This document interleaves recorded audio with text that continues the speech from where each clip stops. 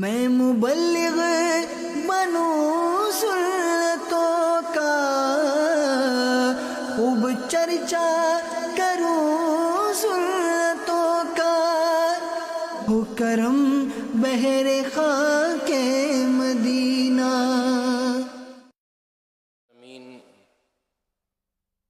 अस्सलातु वस्सलामु अला खातमिन नबिय्यीन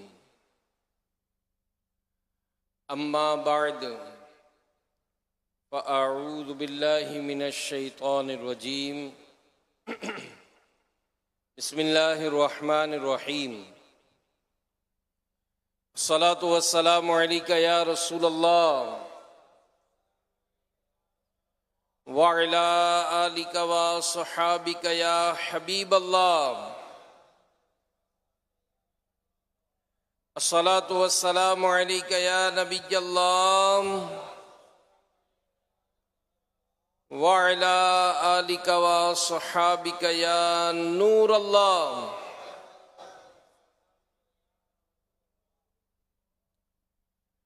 नवैतु सुन्नतल इअ्तिकाफ। अल्लाह पाक के प्यारे और सबसे आखिरी नबी मक्की मदनी मोहम्मद अरबी सल्लल्लाहु ताला अलैहि वसल्लम का मुबारक फरमान है, नियतुल मुमिन खैरु मिन अमली। मोमिन की नीयत उसके अमल से बेहतर है। अल्लाह पाक की रज़ा के लिए और सवाब के लिए अच्छी अच्छी नीयतें कर लें। रज़ा इलाही के लिए, हुसूल सवाब के लिए, इल्म दीन हासिल करने के लिए इस बयान में शरीक रहूँगा। जो बातें सुनूंगा उसे याद रखूँगा, अमल करूँगा, दूसरों तक पहुँचाने की कोशिश करूँगा। दुरूद पाक की फजीलत में एक बड़ी प्यारी हदीस है कि दो जहां के सुल्तान सल्लल्लाहु अलैहि वसल्लम का मुबारक इरशाद है कि मुझ पर दुरूद पाक पढ़ना पुल सिरात पर नूर है, और जो रोज़े जुमा मुझ पर 80 बार दुरूद पाक पढ़े उसके 80 साल के गुनाह मुआफ हो जाएंगे। सल्लु अलल हबीब सल्लल्लाहु अला मुहम्मद व अला आलिहि व स्वहबिहि व बारक वसल्लम। हज़रत सैयदना यूसुफ बिन हसन रहमतुल्लाहि ताला अलैह फरमाते हैं कि एक मर्तबा में हज़रत सैयदना ज़ुन्नून मिस्री रहमतुल्लाहि ताला अलैह के साथ किसी तालाब के किनारे हाजिर था। अचानक हमारी नजर एक बहुत बड़े बिच्छू पर पड़ी। इतने में एक बड़ा सा मेंढक ये तालाब से निकला। बिच्छू उस मेंढक की पीठ पर सवार हुआ। अब मेंढक तैरता हुआ तालाब के दूसरे किनारे की तरफ जाने लगा। अब ये बड़ा अजीब मंजर था। कहते हैं कि हम तेजी से तालाब के उस पार पहुंचे। किनारे पर पहुंचकर मेंढक ने बिच्छू को उतार दिया और बिच्छू तेजी से एक समत यानी झाड़ियों की तरफ चलने लगा। हम भी उसके पीछे पीछे रवाना हुए। अब कुछ दूर जाकर जब देखा तो बड़ा लर्जा खेज मंजर था। एक नौजवान नशे की हालत में जमीन पर पड़ा था।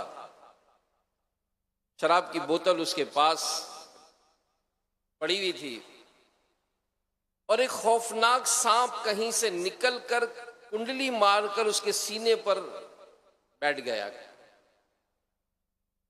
अब करीब था कि वो सांप जो है उसको डस लेता। बिच्छू ने उस पर जोरदार हमला किया और ऐसा जहरीला डंक मारा उसको कि वो सांप जो है वो बेचैन होकर गिरा और तड़प तड़प कर मर गया। अब बिच्छू वापस पलट आया, तालाब पर पहुंचा तो वही मेंढक वहां मौजूद था। वो मेंढक पर बैठा, मेंढक इसको लेकर फिर किनारे की तरफ चलने लगा। हम वापस पलटे, उस नौजवान को हिलाया जुलाया। जब उसने आंखें खोली तो जुन्नुन मिस्री रहमतुल्लाहि अलैह ने फरमाया कि नौजवान, ये देख खुदाए रहमान अज़्ज़ व जल ने किस तरह तेरी जान बचाई है। और मेंढक सुवार बिच्छू और मेंढक का तालाब, खौफनाक सांप की जो दास्तान थी ये उसको सुनाई और मरा हुआ सांप भी दिखाया। अब जैसे ही नौजवान ने सारा मामला देखा तो यूं समझिए कि पर्दे गफलत के हट गए और अपने प्यारे प्यारे परवरदिगार अज़्ज़ व जल की बारगाह में तौबा की और अर्ज़ गुजार हुआ कि ऐ खुदाए रहमान, जब बंदगाने नाफरमान यानी जो तेरी नाफरमानी करते हैं उन पर तेरे फजलो एहसान की ये शान है, तो तू अपने फरमा बरदार बंदों पर तेरी रहमत का आलम क्या होगा। लिखने वाले कहते हैं इसके बाद वो नौजवान एक जानिब चल दिया। पूछा कहाँ का इरादा है? कहने लगा इंशाअल्लाह अब मैं दुनिया की रंगीनियों से दूर रहते हुए जंगलों में अपने रब्बे रहमत की इबादत किया करूंगा। तो मेरे प्यारे प्यारे इस्लामी भाइयों, ये मेंढक और बिच्छू के इस वाक़े में शराब में धुत उस नौजवान के इस वाक़े में अल्लाह रब्बुल इज़्ज़त की रहमत का कितना खूबसूरत बयान है। और यकीनन रब्बे करीम जल्ला जलालुहू की हिकमत को समझने से हम कासिर हैं। उसके हर काम में कोई ना कोई हिकमत होती है।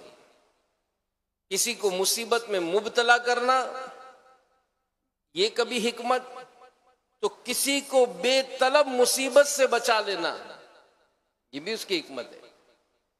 और बाद औक़ात बंदा किसी मुसीबत में फंसता है, तकलीफ में आता है, तो वो रब्बे करीम की बारगाह में झुकता है, उसकी बारगाह में तौबा इस्तिग़फ़ार करता है। और कभी ऐसा होता है कि रब्बे करीम अज़्ज़ व जल की रहमत जब उस मुसीबत में उस पर नाजिल होती है, जब रब का ये एहसान हो जाता है, तो बंदा रब ताला की नाफरमानी छोड़कर उसकी इबादत की तरफ जो है वो रुजू हो जाता है। तो ये एक जहन बनाने की हाजत है। वो क्या है? और वो बड़ी खूबसूरत बात अमीर अहले सुन्नत अपने एक बयान में फरमाते हैं कि बंदा ये जहन बनाए कि अल्लाह जो करता है बेहतर करता है।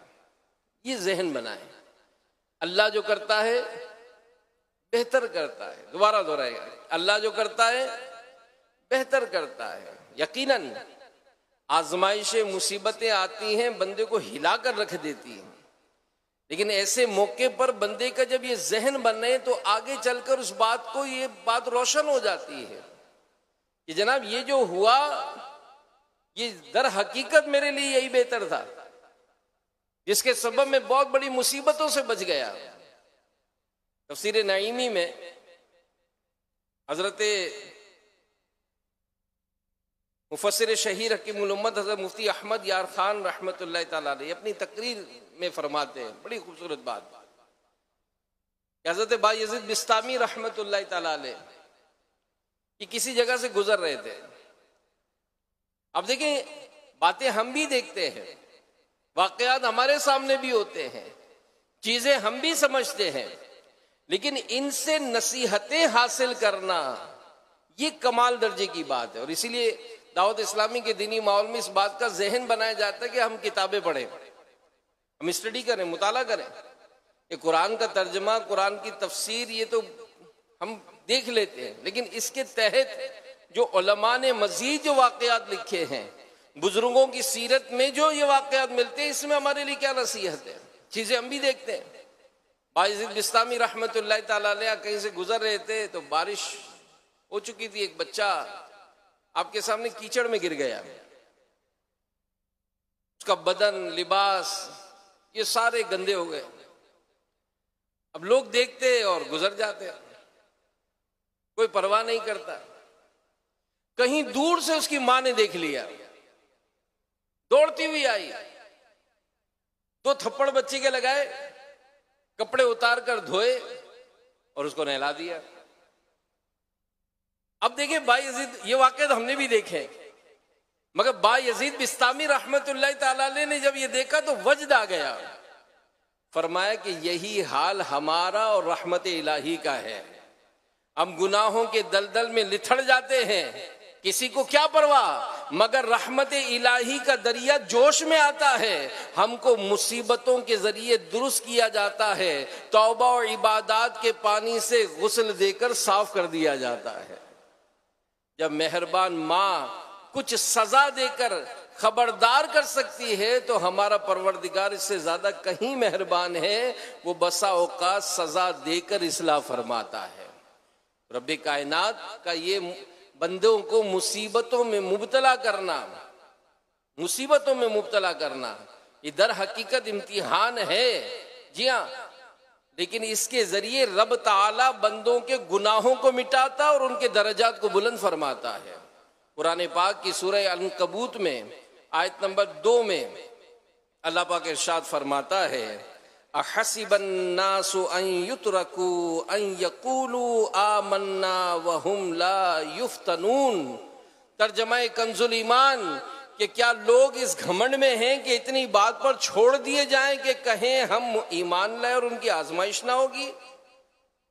तो या हजरत सैयदना दहाक रहमतुल्लाह ताला अलैह फरमाते हैं कि जो हर 40 रात में एक मर्तबा भी आफत या फिक्र परेशानी में मुब्तला ना हो, उसके लिए अल्लाह पाक के यहाँ कोई भलाई नहीं। तो बुजुर्गों की जो सीरत में लिखा है वो कहते हैं कि हम पर आजमाइश आती है, मुसीबत आती है, तो हम तो यूं खुश होते हैं कि जैसे कोई नेमतें पाकर खुश होता है। कई वाकयात लिखे हैं कि अगर कोई परेशानी मुसीबत लाहिक ना होती तो वो परेशान हो जाते कि कहीं रब ताला हमसे नाराज तो नहीं है। ये ज़हन बनाना कितनी, ये बहुत बड़े कमाल का दर्जा है।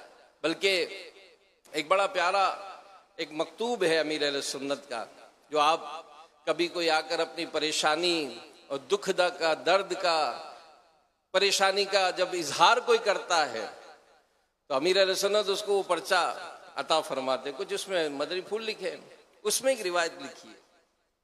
एक मर्तबा एक साहबी रदी अल्लाह अन्हु रात को आराम फरमा रहे थे, तो रात के किसी पहर में इनको आंख खुली और अपनी जोजा से कहा कि मुझे पानी पिलाओ। जोजा पानी लेने गई। अब पानी लेकर जैसे ही वापस आई तो देखा ही फिर सो गए थे।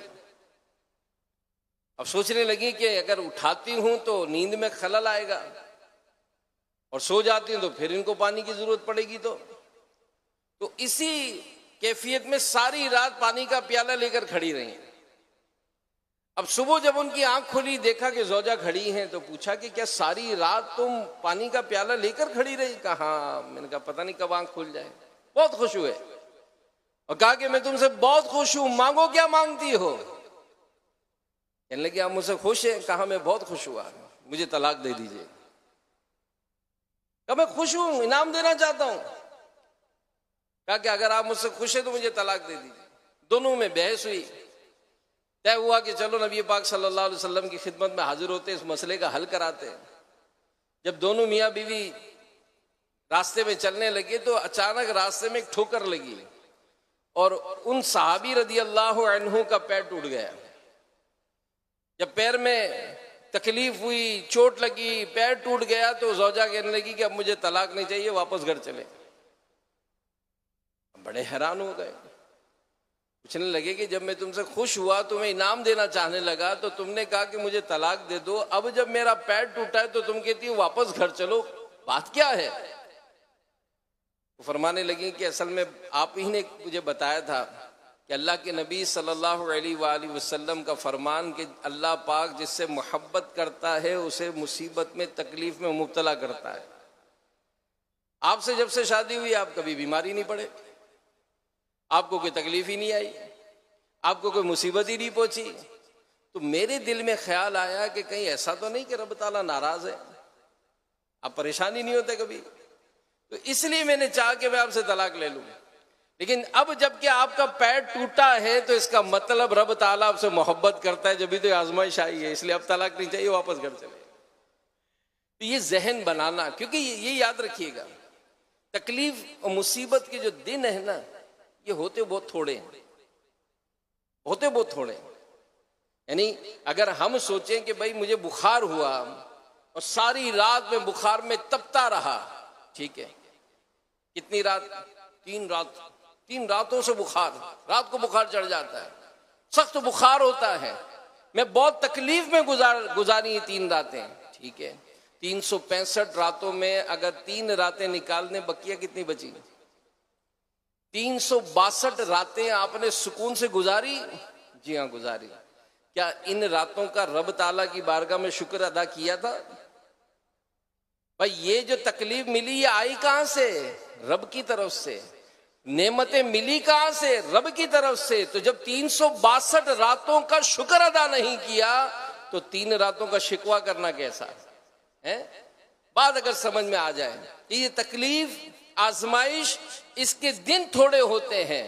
और बड़ी खूबसूरत बात उलमा इस ज़िमन में जो हमारा जहन बनाने के लिए जो फरमाते हैं वो क्या है कि हमारा ये जहन बनना कि ये जो मामला हुआ, ये जो बात मैंने चाही थी वैसी नहीं हुई, कुछ और हो गई। मैंने यूं समझे घोड़ा मांगा था अल्लाह की बारगाह में कि अल्लाह मुझे घोड़ा अता फरमा, और मुझे बैल मिल गया। अब कहाँ घोड़ा कहाँ बैल है, लेकिन क्या पता मेरे लिए इसी में बेहतरी हो।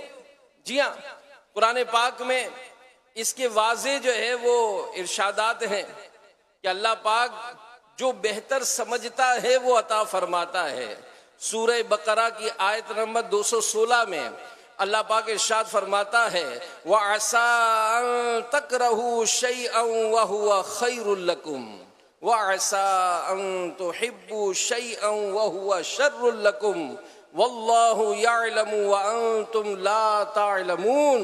और करीब है कि कोई बात तुम्हें बुरी लगे और वो तुम्हारे हक में बेहतर हो, और करीब है कि कोई बात तुम्हें पसंद आए और वो तुम्हारे हक में बुरी हो, और अल्लाह जानता है और तुम नहीं जानते। तो अल्लाह जानता है, अल्लाह जानता है कि हमारे हक में क्या बेहतर है। लेकिन रब ताला की बारगाह में ये दुआ करे कि या अल्लाह हमें हर हाल में अपना शुक्रगुजार बंदा बना, हमें अपना शुक्रगुजार बंदा बना के जो शुक्र करता है, इम्तिहान में तैयार रहता है, इम्तिहान आने पर वो सब्र करता है, अल्लाह पाक उन्हें बुलंद रुतबा, बुलंद कामयाबी अता फरमाता है। और मेरे प्यारे प्यारे इस्लामी भाइयों और मदनी चैनल के नाजरीन, अगर कुरानी वाक़यात में हम देखें कि खुदा पाक के जो मकबूल बंदे हैं अंबिया किराम, अगर उनकी सीरत का हम मुताला करें, स्टडी करें, तफासीर को देखें, तो हज़रत सैयदना यूसुफ अलैहिस्सलाम कितना बड़ा रब की बारगाह में मकाम है। लेकिन क्या हुआ, आपके अपने भाइयों ने आपको कत्ल करने की साजिश की, आपको कुएं में डाला गया, वहां से निकालकर बतौर गुलाम आपको मंडी में फरोख्त किया गया। फिर जमाना गुजरता गया, यहां तक कि आप बादशाह के महल में पहुंच गए। वहां आपके खिलाफ साजिशें हुई, कैद खाने की सऊबतें बर्दाश्त की, फिर रब ताला के फजल से सुरखरुई मिली और मिस्र की विलायत नसीब हुई। पूरा सफर है, कुरान पाक में पूरा वाकया है कि किस तरह भाइयों ने साजिश की, किस तरह आपको कुएं में डाला गया, किस तरह से आपको कत्ल करने के दर पे हुए, किस तरह आपको निकाला गया, किस तरह आपको मंडी में फरोख्त किया गया, किस तरह आप करते करते करते ये बादशाह के महल में पहुंच गए, यहां तक के बादशाहत आपको नसीब हो गई। बचपन से लेकर विलायत मिस्र के जमाने समेत आजमाइश ही आजमाइश है, लेकिन आपने इन तमाम मुसीबतों पर सब्र किया, अल्लाह की रिजा पर राजी रहे। और क्या इरशाद फरमाया, क़ाल ला तसरीबा अलैकुमुल यौम यग़फिरुल्लाहु लकुम व हुवा अरहमुर राहिमीन। जब भाइयों पर आपको कुछ कुदरत हुई कि आप कुछ बदला ले सकते हैं, तो फरमाया कि आज तुम पर कोई मलामत नहीं, अल्लाह तुम्हें मुआफ करे और वो सब मेहरबानों से बढ़कर मेहरबान है?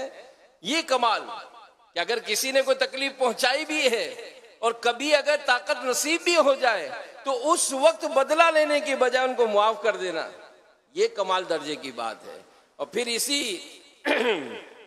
इसी आपके एहसान और सब्र की अल्लाह पाक ने जो शान बयान फरमाई वो सूरह यूसुफ की आयत नंबर 56 में, और ऐसे ही हमने यूसुफ को जमीन में इख्तिदार अता फरमाया, उसमें जहां चाहे रिहाइश इख्तियार करे, हम जिसे चाहते हैं अपनी रहमत पहुंचा देते हैं और हम नेकों का अज्र जाया नहीं करते। तो इसका पूरा तफसीली बयान अगर पढ़े ईमान ताजा होगा, हौसला और हिम्मत बढ़ती है।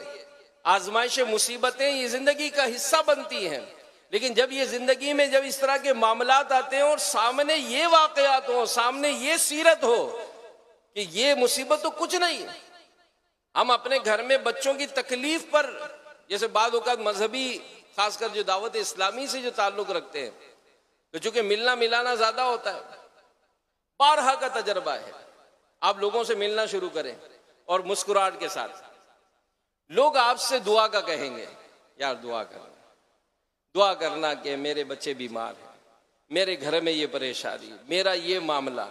आप यकीन माने लोगों के दुख दर्द जब आप सुनेंगे ना तो आपको अपनी तकलीफ ही नहीं लगेगी। एक मरतबा इस्लाम भाई कहते हैं कि मैं जुमा की नमाज पढ़ाने लगा तो मुझे एक पर्ची आई, पर्ची आती है, लोग दुआ के लिए पर्ची देते हैं, इमाम साहब दुआ करना, मेरी बीवी और मेरे बच्चे को कैंसर है। इमाम साहब ने कहा कि मैं तो हिल गया देखकर, खैर दुआ की।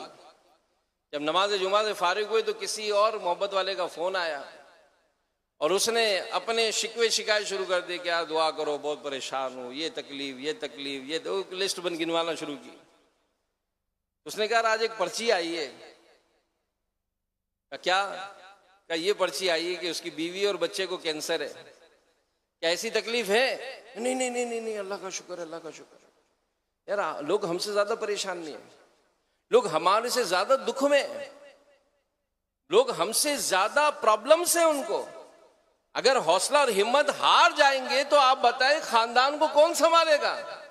और खासकर जो घर में जो मौजूद होती है खवातीन, उनसे भी अर्ज है कि आप इन हालात में, जब अरे मौसम है, कारोबार है, बारिशें कहीं ज्यादा हो गई, कहीं हो नहीं रही, कहीं नुकसान हो गया, कहीं माल जल गया, कहीं कुछ हुआ, कहीं कुछ हुआ, इस वक्त में तो हौसला दिलाने की बात होती है, हौसला दिलाने की बात होती है। और ये जो वाकयात जो मैं आपको अर्ज कर रहा हूं, ये वाकयात पढ़कर हौसला बढ़ता है कि ये जो सब्र करने वाले थे ये भी इंसान थे, अल्लाह पाक ने उनको ऐसी ताकत अता फरमाई। हम भी दुआ करेंगे, या अल्लाह हम पर जो मुसीबत, हम पर जो आजमाइश है, इस पर हमें भी सब्र अता फरमा, हमें भी हौसला और हिम्मत अता फरमा।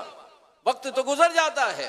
हजरत सैयदना अय्यूब अलैहिस्सलाम, पढ़े वाकया इनका कुरान की तफसीर में, आपको अल्लाह पाक ने बहुत मालो दौलत, जमीन और जायदाद, मवेशी, गुलाम और औलाद अता फरमाई थी। फिर आजमाइश में मुब्तला किया गया। क्या हुआ? सब चीजें वापस ले ली गई। जी हाँ, जमीन और जायदाद चली गई, मवेशी गुलाम चले गए, औलाद का इंतकाल हो गया।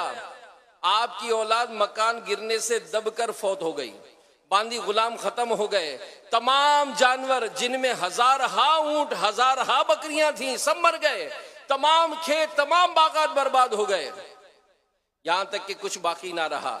इस तरह इंतहाई आजमाइश कुन हालात में जब आप अलैहिस्सलाम को उन चीजों के हलाक और उनके जाया होने की खबर दी जाती, आपका जुमला क्या होता?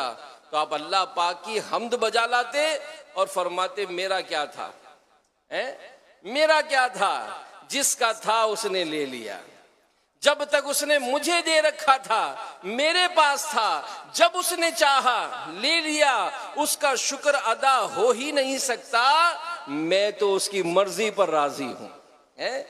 जे सोहना मेरे दुख विच राजी, मैं सुख नू चुल्ले पावा, कि मेरा रब मुझसे जब इस हाल में राजी है, मैं अपने रब से राजी हूं। सुभान अल्लाह। इसके बाद क्या हुआ? आपको जिस्म में आजमाइश हो गई, तमाम जिस्म शरीफ में आबले पड़ गए, तमाम बदन मुबारक जख्मों से भर गया, मगर क्या इस हालत में भी सब्र और खुदा का शुक्र अदा करते रहे। अल्लाह पाक ने आपकी इस खूबी को बड़े खूबसूरत अंदाज में बयान फरमाया। चुनाचे इरशाद फरमाया सूरह सौद की आयत नंबर 44 में, इन्ना वजदनाहु साबिरा निअमल अब्द इन्नहु अव्वाब। तर्जमा कंजुल इरफान, बेशक हमने उसे सब्र करने वाला पाया और वो क्या ही अच्छा बंदा है, बेशक वो बहुत रुजू लाने वाला है। मुसीबत पर, आपकी परेशानी पर आपका रुजू इल्लाह, सुभान अल्लाह, इसको रब ताला ने बयान फरमाया। तो मेरे प्यारे प्यारे इस्लामी भाइयों, अल्लाह पाक ने इरशाद फरमाया, व अय्यूब इज़ नादा रब्बहु अन्नी मस्सनियद्दुर्रु व अंत अरहमुर राहिमीन। और अय्यूब को याद करो जब उसने अपने रब को पुकारा, बेशक मुझे तकलीफ पहुंची है और सब रहम करने वालों से बढ़कर रहम करने वाला है। रब की बारगाह में रुजू करें, रब की बारगाह में। और फिर इसमें तो बाज़ तो ऐसे वाकयात है कि बंदा तकलीफ का भी इजहार नहीं करता है, ऐसे वाकयात भी लिखे। एक बुजुर्ग फरमाते हैं कि मेरी दाढ़ में दर्द था, दाढ़ में दर्द था। किसी बुजुर्ग का कयाम हुआ तो रात में 2-3 दफा मैंने इजहार कर दिया, मेरी दाढ़ में बहुत दर्द हो रहा है, दाढ़ में बहुत दर्द हो रहा है। तो उन बुजुर्ग ने फरमाया कि तुझे एक रात दाढ़ में दर्द हुआ, तू 2-3 मरतबा कह चुका है। मेरी आंख को जाया हुए 30 साल हो गए, एक आंख से नजर नहीं आ रहा, 30 साल हो गए। मैंने इस 30 साल में किसी को तस्करा नहीं किया कि मेरी आंख से नजर नहीं आता है। ये और बड़ा मशहूर एक वाकया भी है कि महमूद और अयाज, महमूद बादशाह थे, अयाज गुलाम थे और बड़ी मोहब्बत करते थे महमूद बादशाह अपने गुलाम अयाज से। एक मरतबा दरबार भरा हुआ था और बादशाह के सामने फल फ्रूट रखे थे, सब्जियां रखी थी। बड़ी मोहब्बत से ककड़ी खीरा महमूद बादशाह ने उठाया और उसका एक पीस काट कर अयाज को दिया। अयाज ने लेकर खा लिया। महमूद ने एक और पीस काटा, एक और पीस दिया, अयाज ने वो भी खा लिया। काटते गए, देते गए, अयाज खाते गए। आखिरी जब पीस बचा तो वो महमूद बादशाह ने अपने मुंह में डाला। अब वो सख्त कड़वा था तो महमूद बादशाह ने फौरन मुंह से निकाला, कहा कि अयाज इतना सख्त कड़वा है और तुम इतने मजे मजे से खा रहे हो, तुम्हें कड़वाहट नहीं लग रही? अब क्या कहा? कहने लगे कड़वाहट तो लगी थी, कड़वाहट तो महसूस हुई, मगर मैंने दिल में सोचा कि इन हाथों से हमेशा मीठा मीठा खाया है, इन हाथों ने हमेशा मीठा मीठा खिलाया है। आज अगर कड़वा आया तो आया इसी हाथ से है, तो जमीन ने गवारा ना किया कि मैं शिकवा कैसे करूं, शिकवा कैसे करूं। ये शिकवा करना, ये वावेला करना, ये मुसीबतों को, जैसे जिसे किसी ने लिखा था कि औरतें शिकायत करती थी कि यार हमारा मर्द जो खराटे बहुत लेता है, खराटे बहुत लेता है यार, ये रात को सोता है तो एकदम से खराटे गूंज रहा होता है घर उसका पूरा। तो एक औरत ने अपने उसमें लिखा कि अल्लाह का शुक्र है मेरा शोहर खराटे लेता है, अल्लाह का शुक्र है, ताकि इससे मुझे पता चलता है कि जिंदा है। और ये घर में अब खराटे तो ले रहा है, आ ही नहीं रहा घर में, क्या कहेंगे आप? भाई घर में तो है, खराटे ले रहा है, जिंदा तो है। तो कहती है कि अल्लाह का शुक्र है मेरा शौहर खराटे लेता है, इससे पता चलता है जिंदा है वो मेरे घर में। तो कोई ना कोई पहलू निकाला जाए कि इसमें सब्र और शुक्र क्या जो मामला है ना वो हमारे हाथ में आ जाए। तकलीफ के, मुसीबत के दिन जो है ये कम रहते हैं, गुजर जाते हैं, मगर याद रहते हैं, याद रहते हैं। सीधा मूसा अलैहिस्सलाम आपका सब्र और आली हिम्मत होना, ये आपकी सीरत का बड़ा जबरदस्त एक इसका टॉपिक है। आप अलैहिस्सलाम ने सिर्फ एक वादे की वजह से शुएब अलैहिस्सलाम की बकरियां एक अरसे तक चराई, ये भी पूरा वाकया है।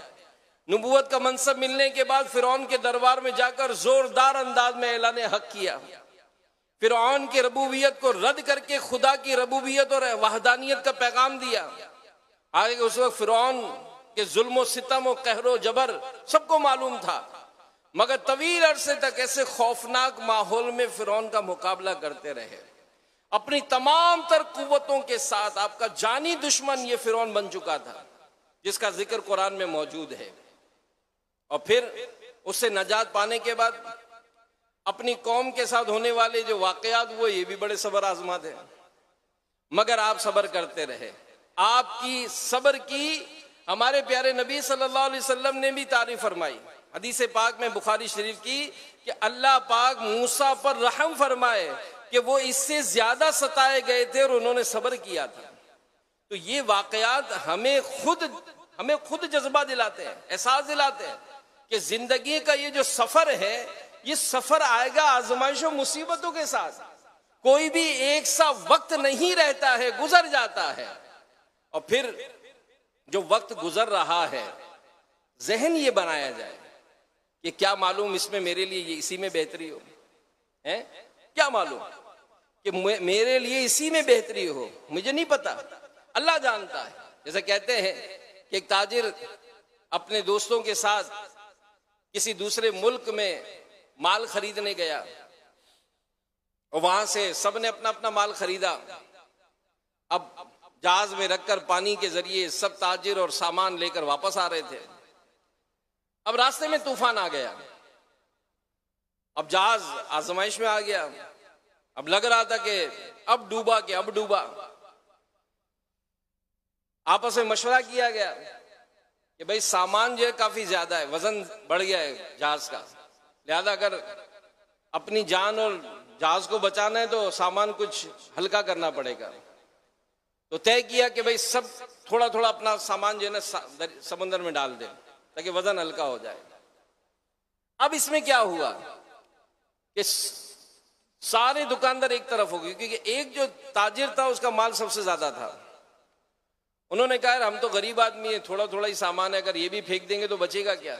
ये जो ताजिर है ना, इसका सामान सबसे ज्यादा है, अगर हम सब मिलके इसको भी फेंक दें, इसके सामान को भी फेंक दें, काम तो हमारा निकल आएगा। उन्होंने ऐसे ही किया, उसका सामान भी फेंका और उसको भी फेंक दिया। यूं वो जहाज थोड़ा आगे की तरफ निकल गया। अब ये शख्स अपने दोस्तों की बेवफाई और हालात देखकर इसने तो दो चार हाथ मारे, लेकिन आखिर निढाल होकर ये भी लहरों के सुपुर्द कर दिया उसने। अब जब इसकी आंख खुली तो उसने अपने आप को एक जजीरे पर पाया। अब जैसे खड़े होकर देखा तो जजीरा बिल्कुल सुनसान, कोई आबादी नहीं थी वहां पर।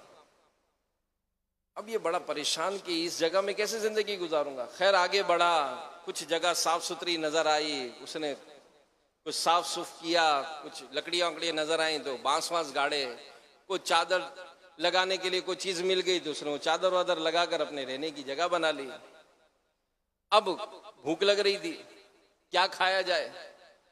कहीं से उसको खरगोश नजर आया, उसने खरगोश पकड़ा, जैसे तैसे उसको ज़िबा किया, कुछ पत्थर उत्थर रगड़ कर आग जलाई। अब जनाब वो खाना पका के खाया उसने, और यूं उसका गुजर औकात हो रही थी। एक दिन इसी तरह वो खाना पका रहा था, अचानक तेज हवा चली और वो चलती हुई आग जो है ना वो उड़कर उसके खेमे की तरफ गई। जो उसने जमा किया तो वो भी सारा जल गया। फिर ये फारिग। अब जैसे इसने ये सारी मेहनत अपनी, तो फिर इसकी हिम्मत जवाब दे गई और ये रो रो कर कहने लगा, या अल्लाह आखिर ये क्या है। पहले मेरा माल गया, मेरे को समंदर में फेंक दिया गया, इस तरह का मामला हुआ। अब जैसे तैसे जान बची, यहां आकर अपना थोड़ा बहुत कुछ किया, वो भी जल गया। यूं करके उसके दिल में बड़ी बेचैनी पैदा हुई। रोता रहा, पुकारता रहा, इसी आलम में रोते रोते वो सो गया। जब वो सोया तो कुछ टाइम के बाद उसको किसी ने जगाया। अब जैसे उसकी आंख खुली तो देखा कि चंद लोग खड़े उसके पास और उसके होश में आने का इंतजार कर रहे हैं। जैसे होश में आया, सबने आगे बढ़कर उसको पानी और जो जो फल फ्रूट खिलाना शुरू किए, उसकी हिम्मत दिलाई। तो उससे पूछा कि तुम कौन हो? उसने बताया मैं फुला फुला जजीरे का हूं, इसी तरह का मामला मेरे साथ हुआ, मेरे साथियों ने बेवफाई की, मुझे फेंक दिया, मैं यहां आकर अपनी झोपड़ी बनाकर रहने लगा, इसमें भी आग लग गई, तो फिर मैं तो मायूस होकर सो गया। वो लोग कहने लगे कि हम फुला जजीरे में रहते हैं, यहाँ से हमारा गुजर होता है, लेकिन चूंकि ये आबाद नहीं है लिहाजा हम कभी रुकते ही नहीं है। लेकिन आज हमें दूर से वहां से धुआं उठता नजर आया, तो हमने दूर से देखकर सोचा कि इस जजीरे पर कौन आया है। जाहिर है जब धुआं उठ रहा है तो कोई ना कोई तो होगा। तो हम बस यही देखने आए कि तुम हमें मिल गए।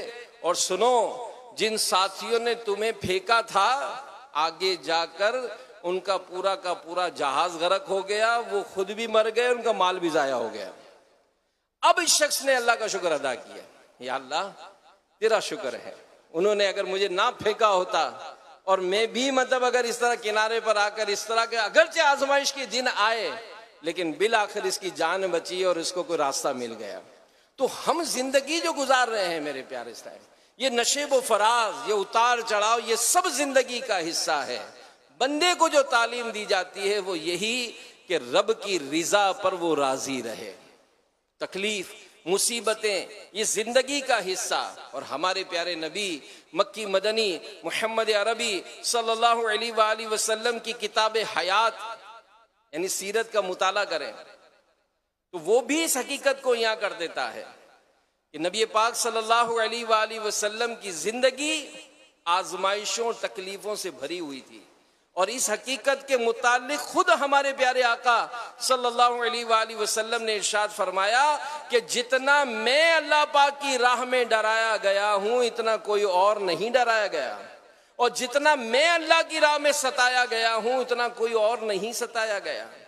चुनाचे मक्की जिंदगी के तकलीफ दे वाकयात का तसलसल पढ़े, वही बात है, किताबें पढ़ेंगे तो एहसास होगा कि हमारे प्यारे नबी सल्लल्लाहु अलैहि वसल्लम को कुफार ने कितनी तकलीफें पहुंचाई, किस तरह से ईजा देते रहे, जादू, जुनून, कहानत के ताने, शोबे अबी तालिब में 3 साल की महसूरी, ताइफ में सरदारों और ओबाशों की दी गई तकालीफ, मानने वालों को सताया जाना, हालत सजदा में आप पर माज़अल्लाह ओझड़ी का रखा जाना, अहले ईमान का मक्का छोड़ने पर मजबूर हो जाना, खुद हमारे प्यारे नबी सल्लल्लाहु अलैहि वसल्लम का हिजरत करना, फिर बाद हिजरत कुफार की तरफ से मुसलसल जंगें, फिर मुनाफिकीन की साजिशों का मुकाबला करना।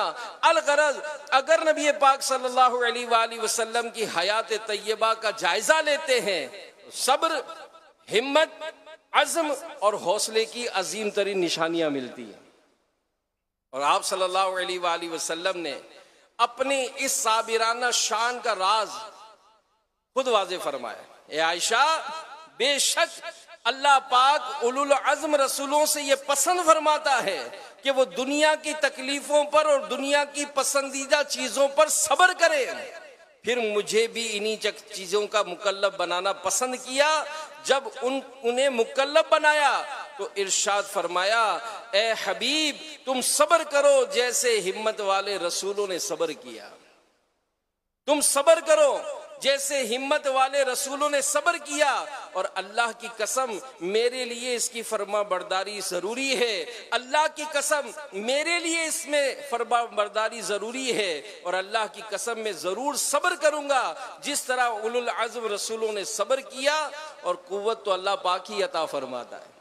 बड़ी प्यारी बात निगरान शुरा ने अपने एक बयान में समझाने के लिए, और बाद ये चीजें जो है ना, ये अगर अपने दिल सीने पे लिख लें, बड़ा बड़ा लिख लें तो बड़ी काम आती है। एक बादशाह ने अपने वजीर से कहा कि मेरी अंगूठी लो और इस पर कोई ऐसा जुमला लिखाओ कि जब कभी मैं तकलीफ में देखूं, परेशानी में देखूं तो खुश हो जाऊं, और जब खुशी में देखूं तो अफसुर्दा हो जाऊं। कोई ऐसी बात लिख कर दो। वजीर था अक्लमंद, उसने बादशाह से अंगूठी ली और एक जुमला लिखवा दिया। वो जुमला क्या था? ये वक्त गुजर जाएगा। क्या था? क्या था? ये वक्त गुजर जाएगा। अब बादशाह अगर खुशी में देखता था कि सेहत भी है, दौलत भी है, बड़ी आसानियां हैं, लेकिन जैसे अंगूठी देखता था कि ये वक्त गुजर जाएगा, है ये आसानियां तक है, ये वक्त भी गुजरेगा।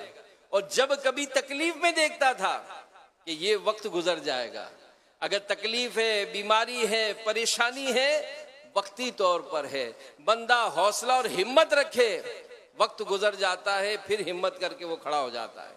तो इंसानों की आबादकारी के बाद अल्लाह पाक ने जो अपने अंबिया किराम को जो मबऊस फरमाया और इनके जो वाकयात किताबों में बिलखुसूस कुरान पाक में बयान किए गए, उसमें इस बात का दर्स हमें दिया गया कि इन नुफूस कुदसिया और अल्लाह पाक के इन नेक बंदों की जिंदगी, इनको पेशे नजर रखा जाए।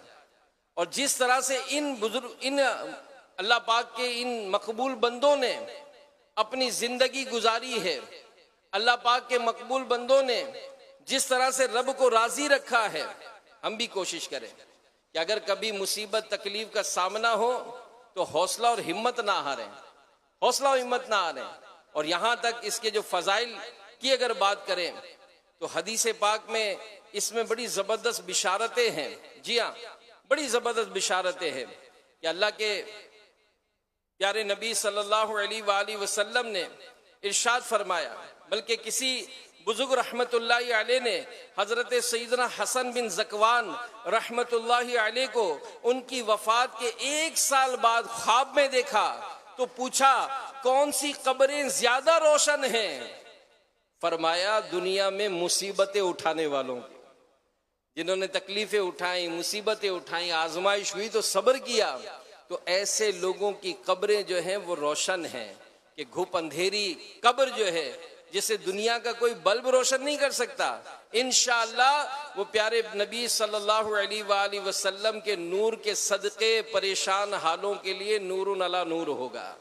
और फिर जब क़यामत के दिन उठाया जाएगा ना, तो ये दुनिया में जो तकलीफों में है, मुसीबतों में है, आजमाइशों में है, जिन्होंने सब्र किया उनके मुतालिक क्या बिशारतें हैं। सूरह ज़ुमर में आयत नंबर 10 में अल्लाह पाक ने इरशाद फरमाया, इन्नमा युवफ़्फ़स्साबिरून अजरहुम बिगैरि हिसाब, के साबिरों ही को उनका सवाब भरपूर दिया जाएगा बेगिनती। उलमा ने लिखा कि ये साबिर जो हैं इन पर अजर यूं निछावर किया जाएगा जैसे ये फूल पत्तियां जो निछावर होती है ना, ऐसे अजर निछावर किया जाएगा। बाद रिवायतों में कि इनको बिला हिसाब जन्नत में दाखिल किया जाएगा। और सैयदना नईमुद्दीन मुरादाबादी रहमतुल्लाहि अलैह इस हदीस पाक इस आयत मुबारका इन्नमा युवफ़्फ़स्साबिरून अजरहुम बिगैरि हिसाब के तहत लिखते हैं कि हजरत मौलाए कायनात अलीउल मुर्तज़ा रज़ियल्लाहु अन्हु ने फरमाया कि हर नेकी करने वाले की नेकियों का वजन किया जाएगा सिवाय सब्र करने वालों को, सिवाय सब्र करने वालों को, कि उन्हें बेअंदाजा और बेहिसाब दिया जाएगा। और ये भी मरवी है कि असहाबे मुसीबतों बला यानी मुसीबत ज़दा लोग हाजिर किए जाएंगे, ना उनके लिए मीज़ान यानी तराजू कायम की जाए, ना उनके लिए नामा आमाल खोले जाएंगे, उन पर अजर व सवाब की बेहिसाब बारिश होगी। यहाँ तक कि दुनिया में आफियत के साथ जिंदगी गुजारने वाले इन्हें देखकर आरजू करेंगे कि काश वो अहले मुसीबत में होते और उनका जिस्म कैंचियों से काटे जाते ताकि अजर जो इनको हासिल हो रहा है हमें भी मिल जाता है। अल्लाह पाक हमें सब्र अता फरमाए। वैसे ये भी दुआ है कि अल्लाह इम्तिहान ना ले, कि हम इम्तिहान के लायक नहीं है। नेमतें मिलती हैं तो इसका कोई हिसाब नहीं है, लेकिन अगर खुदा ना खास्ता कोई तकलीफ आ जाए तो इसका शिकवा बहुत ज्यादा होता है। बहरहाल मेरे प्यारे प्यारे इस्लामी भाइयों, अल्लाह पाक हमें आजमाइशों से महफूज फरमाए और इन मामलात पर जो ये बुजुर्गों ने जो लिखा है तो इस पर हमें सब्र अता फरमाए। और रब ताला की जो मशीयत है उसकी रिजा है, बंदा उस पर राजी रहे। क्योंकि नबी पाक सल्लल्लाहु अलैहि वसल्लम ने इरशाद फरमाया कि अल्लाह पाक जब किसी बंदे से भलाई का इरादा करता है तो उसके गुनाह की सजा फौरी तौर पर उसे दुनिया में दे देता है। हम तो गुनाहों में डूबे हुए हैं, तो काश जब कभी मुसीबत पेश आए तो उस वक्त ये जहन बनना अल्लाह करे कि नसीब हो जाए कि शायद आखिरत के बजाय दुनिया ही में सजा दी गई है। इस तरह उम्मीद है कि सब्र आसान होगा कि खुदा की कसम मरने के बाद वाली सजा के मुकाबले में दुनिया की सजा ये इंतहाई आसान है। दुनिया की मुसीबत आदमी बर्दाश्त कर ही लेता है, मगर आखिरत की मुसीबत बर्दाश्त करना ये नामुमकिन है। यहां तक कि अगर कोई कह दे कि मैं कब्र या जहन्नम का अजाब बर्दाश्त कर लूंगा तो वो काफिर हो जाएगा। और खासकर इस मामले में मैं ये भी जरूर आखिर में अर्ज करूंगा कि इस तरह के जब मामलात होते हैं, कोई ऐसा नुकसान हो गया, कोई सामान जल गया, कोई ऐसा हादसा हो गया, कोई भी ऐसा मामला होता है, तो शिकवे शिकायत ये बहुत ज्यादा हो जाते हैं। और बसा औकात इसमें शैतान ऐसे ऐसे कलिमात कहलवा देता है कि बंदा जो है वो ईमान से खारिज हो जाता है। और इसके लिए मैं मशवरा दूंगा, कुफरिया कलिमात के बारे में सवाल जवाब या अमीर अहले सुन्नत की एक जबरदस्त किताब है कि इन मौक़ों पर जो कुफरिया कलिमात बोल दिए जाते हैं जिससे बंदे का ईमान ही ज़ाया हो जाता है, इनकी मालूमात हासिल होना बहुत ज़रूरी है। और अगर कभी कोई ऐसा मामला हो गया तो फ़ौरन उससे तौबा करके कलमा पढ़कर तजदीद ईमान किया जाए। अल्लाह पाक हमें सब्र और हिम्मत अता फरमाए, आजमाइशों से रब ताला हमें महफूज भी फरमाए। और अगर बतकाज़े बशरियत जो आजमाइशें हों तो अल्लाह पाक उस पर हमें सब्र व हिम्मत अता फरमाए। आमीन बिजाई ख़ातमिन नबिय्यीन सल्लल्लाहु अलैहि वसल्लम। अभी जुमा की पहली अजान होगी, इस पहली अजान का जवाब दीजिए और ढेरों नेकियां कमाइए। मुबल्लिग बनो सुन्नतों का, खूब चर्चा करूं सुन्नतों का, हो करम बहरे खाके मदीना।